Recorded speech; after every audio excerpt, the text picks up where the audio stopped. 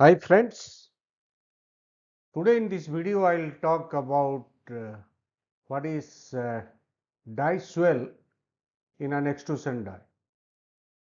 So when the material in an extruder comes out of the die, that material actually is to expand because when it is inside the die, that material actually is in compressed position.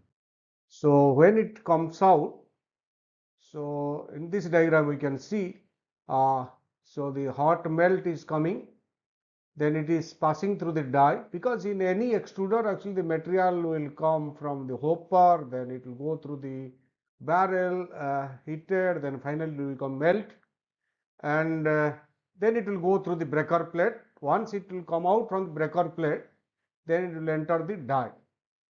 So the shape of the die will be according to the type of product what we are going to get. So finally what will happen, the material will come out of the die, and in any die, a die consists with two sections. A die consists with two sections. One is approach section, the other one is land section. So at the exit of the land section, the extruded, or that is the material, that is the product what we want to get, that will come out. So before the exit, it is inside the die, because the die is made of steel material and it is inside based on the geometry of your product.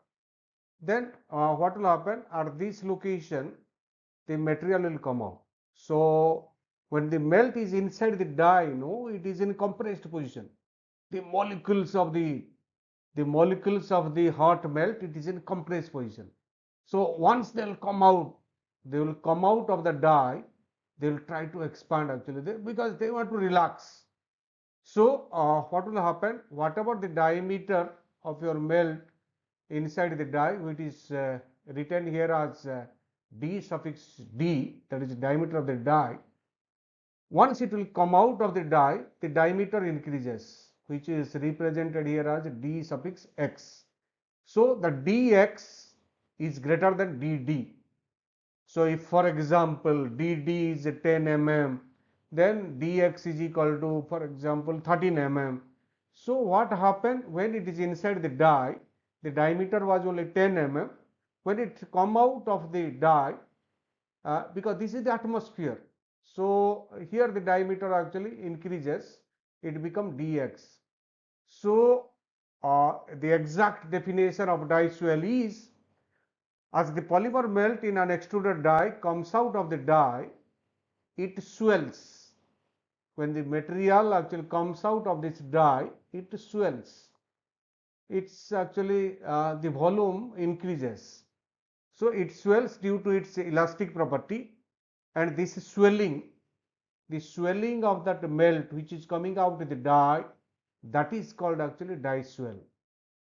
Or in other way we can write it as when the plastic material in its hot form is coming out of the die, the molecules of the polymer material, they are in compressed position. Hot melt is in compressed position inside the die, and when they comes out of the die, that is to the atmosphere, the molecules of the polymer, they relaxed, and because of the relaxation actually they are so happy, so comes out, and now what will happen actually, that will the volume increases, they swell, and this phenomena, that means the increase in diameter inside the die and outside the diameter at the exit, that is called actually, this phenomena is called actually die swell. And now I will tell you actually what are the factors, what are the different factors actually which controls or which influence the die swell. Because the die swell, no, it will bring actually instability in your dimension of the product, because you might be needing a dimension of the product something else. Because of this die swell, uh, the dimension will be different. So as a designer, you have to take control of the situation, how to minimize the die swell, so that actually whatever the uh, geometry you need, actually whatever the exact dimensions you need for your plastic product, that you will get it. So because of that, you should know actually which are the different factors, because unless otherwise you don't know what are the factors they are actually controlling the die swell, you cannot uh, make correct calculations to the exact dimension of the product. So let us discuss what are the factors. So one of the factor is shear rate. When the melt flows inside the die, the shear rate, shear strain, shear rate, because we know that shear rate actually according to viscosity law, actually shear stress is directly proportional to shear strain. So the shear rate inside the die, that influence the die swell, whether actually the die that will the die swell will be more or less. The shear rate inside the die it controls. The another parameter it controls the die swell, that is the melt temperature. And the third one is the length to diameter ratio of the land section of the die. As I told you, for any die there are two sections. There are two primary sections. One is actually approach section, the other one is land section. So the length of the land section to the diameter, that controls actually that influence the die swell. Another one, fourth one, that is the ratio of extruder diameter to the land section diameter. The third one is actually length of land section to the diameter of the land section. But fourth one is what is the diameter of your extruder to the diameter of the land section, that also controls the die swell. So what is to happen? What will happen because of shear rate? So when the shear rate is high, when the high you have a high shear rate inside the die, then high shear rate actually increases the die swell. So you want to control the die swell, you want to minimize the die swell, then your shear rate should be low. Next is actually the melt temperature. The melt temperature again actually influence the die swell. So when the melt temperature is low, for low melt temperature, the die swell will increase.